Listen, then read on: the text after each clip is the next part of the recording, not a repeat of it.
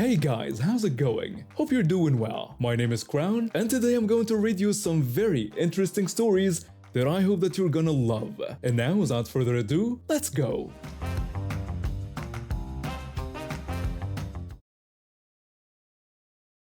I grew up in the Midwest where the worst weather we dealt with was some snow and the occasional thunderstorm, so when I moved to Florida about 10 years ago, I had no idea what I was getting myself into. I came down here for work, but honestly, my main reason for staying was meeting my partner. We hit it off right away, and it became pretty clear, pretty fast, that my living situation wasn't going to work out long term. I was renting a room from a friend who had gotten deep into opioids. Her husband just enabled everything, and the whole house was chaos. I couldn't live like that, so when my partner and I decided to move in together, after just a few months of dating, it felt like the right move, even if it was quick. We found this little two-bedroom house owned by an elderly couple who lived just a few blocks away. The rent was reasonable, the place looked decent enough, and we were excited to start this new chapter together. We signed the lease, got our keys, and started moving our stuff in. That's when we found the cockroaches. I'm a clean person, like really clean. I'd never had roaches in my life, and suddenly they were everywhere. We called the landlords right away to ask if they could send an exterminator to deal with the problem. The old man told us those weren't roaches at all, but palmetto bugs instead. He said it was just Florida, and that's how things were here. When I insisted they looked like roaches to me, he doubled down and said they weren't. He told us to just keep our place clean, and we'd be fine. My partner and I looked at each other. We knew what roaches looked like, but we were new to Florida and figured maybe we were missing something. Spoiler alert, palmetto bugs and cockroaches are the same damn thing. They just refused to do anything about it. A few months in, hurricane season hit. We'd never dealt with a hurricane before, so we called the landlords to ask what we should do to prepare. The old lady told us to just lower the hurricane shutters and said we'd be fine. That's all the preparation we got. No boarding up windows, no moving furniture, nothing. The hurricane was only a category 1 or 2, but it still did a number on the house. The roof got damaged badly, and water poured in during the storm. We tried to clean up as best we could, but within days, we had mold growing on the walls, especially in the laundry room. I called them again to report that we had mold all over the walls and needed someone to come look at it. The old man told us to just wash it down with bleach water, and that would take care of it. When I explained that we'd already done that and it came right back, he just said to keep doing it because that's what life in Florida was like. My partner and I spent our weekends scrubbing mold off walls. It was exhausting and disgusting, and it kept coming back no matter what we did. When we complained again, they actually came over to look at the roof from the ground. They stood in the yard, looked up, and turned to us. The old man told us that we were two strapping young men and could go up there and fix it ourselves. He said to just let them know when we were done. We were renters. We weren't going to climb on their roof and try to fix hurricane damage ourselves. We told them no, and they just shrugged and left. Then another hurricane came through, again category 1 or 2. This time we had windows break during the storm, and since the roof still hadn't been repaired or even tarped, everything got soaked. Our carpets, our furniture, everything. The black mold came back with a vengeance, not just on the walls, but on our carpets and furniture too. We couldn't even stay in the house. I spent my days outside with our dog while my partner tried to work from his office, and we were sleeping there at night because the rest of the house was uninhabitable. The old lady called and told us this was our fault for not preparing properly. She also reminded us that we still hadn't fixed the roof like they'd told us to. I told her we were renters and that wasn't our responsibility. She shot back that it certainly wasn't theirs when we were the ones who let the damage happen. That's when we decided to call the city. An inspector showed up a few days later, and the look on his face when he walked in said everything. He saw the black mold covering the carpets and walls. He saw the roaches. He looked at the roof and could tell it had needed repair before the storms even hit. The inspector said the place wasn't habitable and he was condemning it. Just then, I was standing at the open door when the old man came walking up the driveway. He started going on about how we better have fixed that roof by now and how they were going to charge us for all the repairs, the carpet replacement, the mold removal, everything. The inspector came around the corner and asked him if he was the owner. The old man said he was. The inspector told him that the house was condemned and not habitable. He made it clear that none of these repairs were our responsibility as tenants and said he was recommending we be released from the lease immediately. I've never seen an old man turn around and shuffle away so fast in my life. That night, his wife called screaming. She said they were suing us for damages and that we weren't getting a dime of our security deposit back. She went on about how we'd destroyed their property and how we were horrible tenants. She also mentioned she'd ripped down the condemned signs from the door because they were embarrassing since people knew it was their property. But here's where she messed up. She put everything in writing. She sent us letters accusing us of taking advantage of the elderly, claiming all the damage was our fault, refusing to release us from the lease, and threatening multiple lawsuits. We took those letters straight to the inspector. He laughed when he read them and sighed, saying he saw this all the time after hurricanes. He told us that if they actually sued, he'd testify on our behalf, since what they were doing was highly illegal. He said he was going to pay them another visit and make sure these letters got to the right people. He also mentioned that she'd admitted to removing the condemned signs, which was another violation. About a week later, we got the sweetest phone call from the old lady. Her entire tone had changed. She told us we've been such wonderful tenants and said they were refunding our security deposit. She said they were graciously releasing us from the lease and wouldn't be pursuing any charges or the rent for the last few months that we'd refused to pay. She even offered to help us find a new place through some of her friends who owned properties. We declined. We kept an eye on the house after we moved out. They had to gut the entire thing and completely remodel it.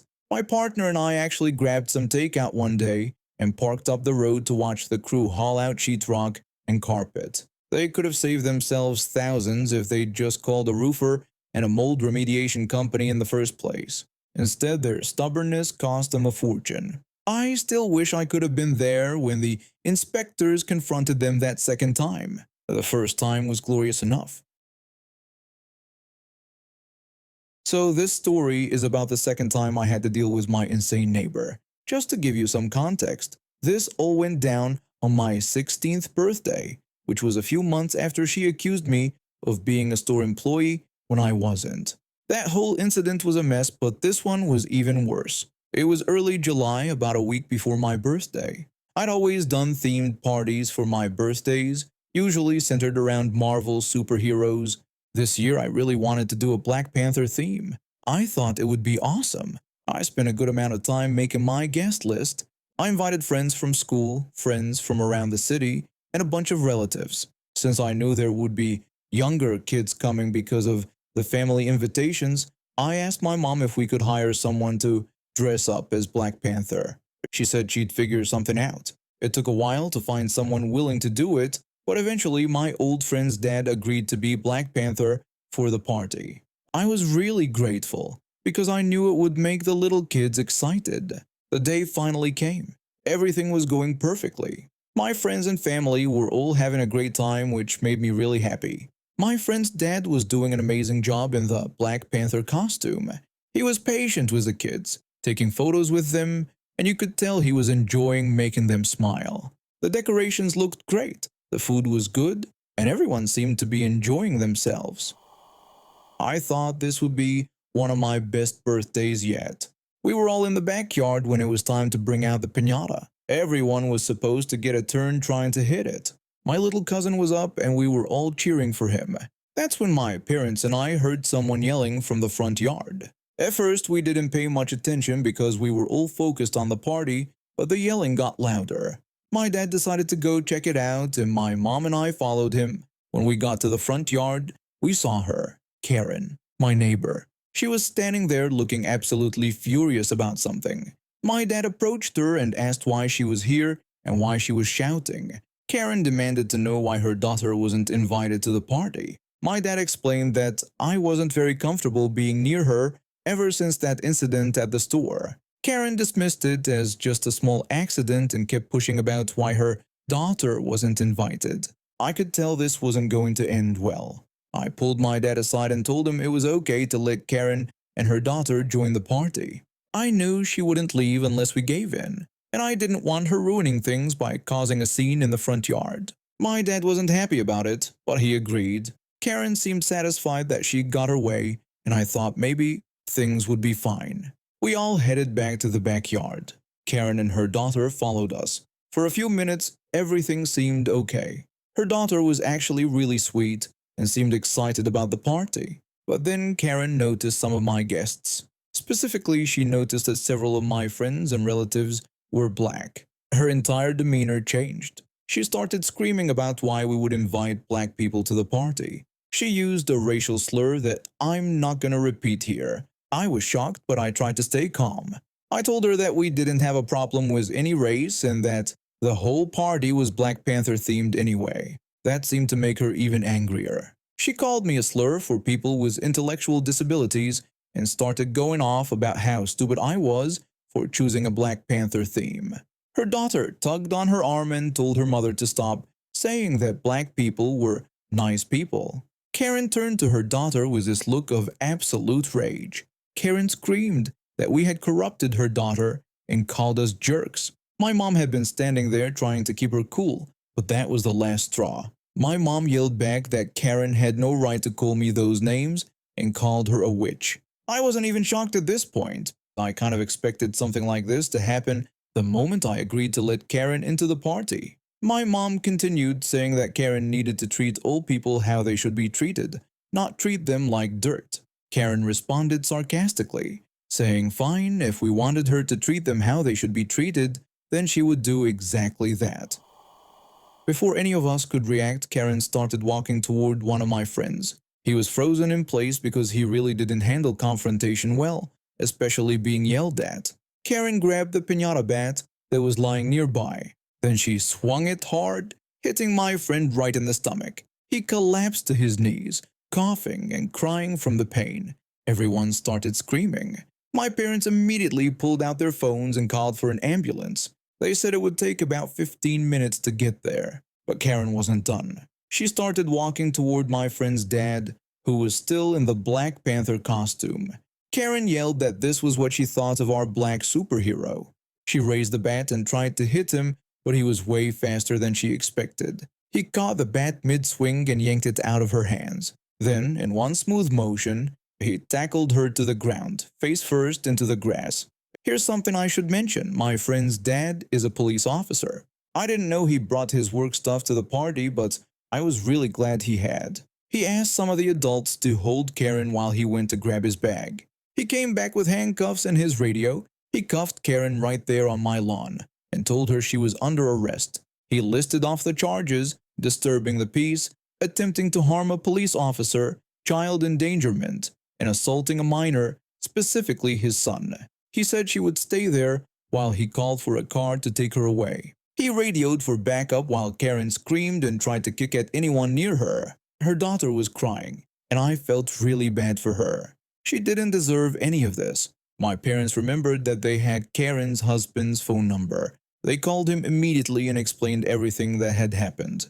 He kept apologizing over and over during the entire call and said he'd come pick up his daughter right away. The ambulance arrived first and took my friend to the hospital. His dad went with him, still in the Black Panther costume. Then a police car showed up and took Karen away. She was screaming the entire time they put her in the car. Karen's husband arrived shortly after and picked up his daughter. He looked exhausted and embarrassed. He apologized to everyone before leaving. Later, we found out that because this wasn't Karen's first time hurting a minor, she didn't just get a few weeks in jail like last time, she got several months. On top of that, she was ordered to pay for all of my friend's hospital bills, and the judge specifically said her husband wasn't allowed to help pay the fine. So yeah, my birthday was completely ruined and my friend ended up in the hospital. But at least Karen got what she deserved. She spent months in jail and had to pay a huge fine for the damage she caused. My friend recovered and we joke about it now. My cousin and his now wife had been friends since they were literally in diapers together. Their families were so close at holiday dinners felt like one giant reunion. And when they finally got engaged after dating for years, nobody was surprised. We were all just excited. The wedding last summer was beautiful. I'm talking about the kind of ceremony where you can feel the love in the room. You know, both families have been waiting for this day forever. My cousin looked nervous but happy, and his bride was absolutely glowing. The ceremony went perfectly, and when they finally kissed as husband and wife, I swear half the guests were crying happy tears. But then the reception started, and things got weird fast. We'd barely gotten through dinner when one of the bridesmaids stood up and clinked her glass. Everyone quieted down, expecting a sweet toast about the newlyweds. Instead, she grabbed her boyfriend's hand and held up her left hand to show off a ring. The bridesmaid announced loudly that they were engaged. She said her boyfriend had proposed the night before and she just couldn't wait to share the news with everyone there.